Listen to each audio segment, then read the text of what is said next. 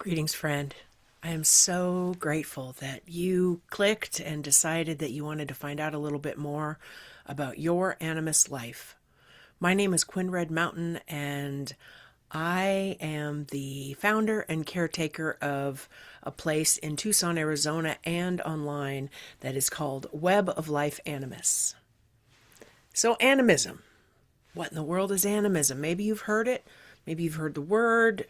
I have a lot of people tell me nowadays that they see the word or they learn about it and they say, wow, that's me. That is the closest word that I have come across that describes who I am, who I feel I am deep inside. So, this small, bite size adventure course is just a little toe dip in the vast waters of your adventure in exploring your animist self. Trust it. Trust these parts of you. That's what I'll say first. So I remember being in my 20s. I'm much older than that now, but I remember being in my early 20s and just thinking, this life, this culture, this is not what I remember. And being very dissatisfied. But I didn't know what else there was. And then something happened to me, and it's been a long path, but I started exploring those things that are never talked about. Well, back in the day, they were never talked about. Now you can find them online, and you can find things like this, and it's just way better in that regard.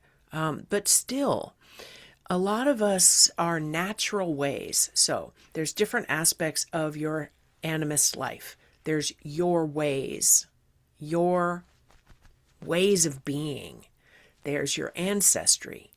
There is your body, your childhood. As a child, we're all, of course, animists. Your soul, the essence of you. Your kin, the ones you feel connected to. The earth, of course. And then all of this bundled up and wrapped nicely in a beautiful package within you might be called your animist life ways. All right, so, wow, where to start? Okay, you. Enough about me. You can find out about me, though. I'll say this right now. You can find out about me if you go to my organization's website, Web of Life Animists, plural.com. And there's a tab about me there, Quinn Red Mountain. There's my book, which you can see right up there. And a bunch of information about how we talk about animism and related things. Now, first I'll say, these are my words. I don't speak for all animist people. I don't speak for anyone but myself. My purpose here is to encourage and support the process of you getting to know how you feel it within yourself, and then finding and creating words that accurately describe that for you.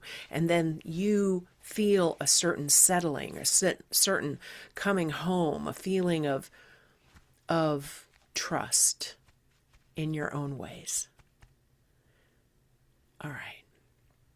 First, in this first little bite-sized episode, what is the word animism?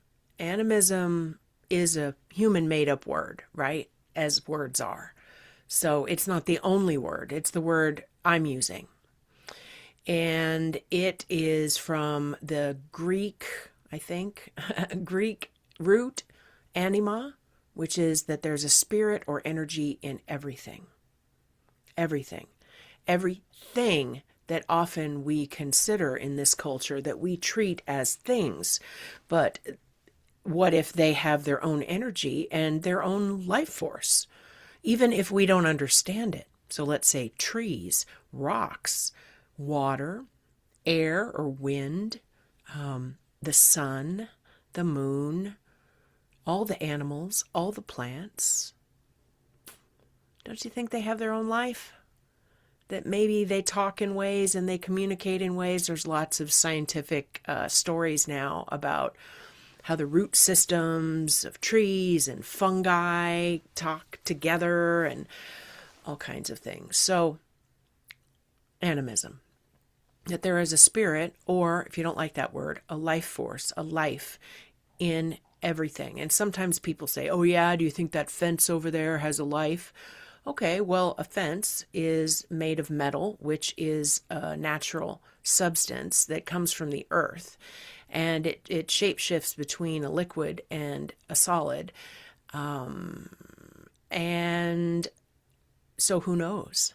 But also, let's say, so I had this one experience with a gate in a fence once.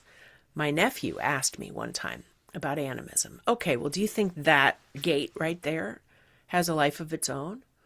And I said, okay, well, there's what it's made of, but there's also this other aspect, which is it being, quote, animated in any particular moment to bring us a message or confirmation. So let's say I am thinking about something and I'm trying to decide, and I'm not sure if I should do it or not, or yes or no, or I say, I need a sign.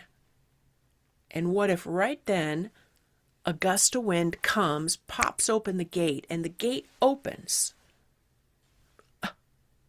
right in front of me, right at that moment? To me, that might be a sign in the moment. That kind of stuff happens all the time. That's life. And so we can't deny it.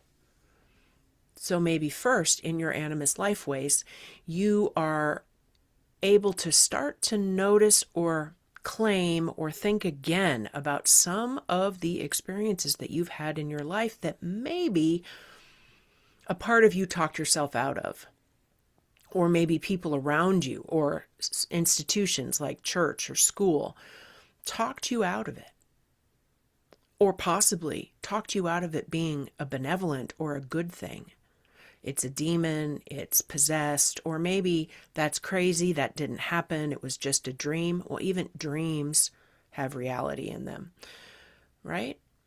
So for this particular segment, before we go on with others, take a little while and contemplate your own life and your own existence to this point, and take note of with any of your senses, meaning maybe something you saw out here, but also in here, inner visions, right?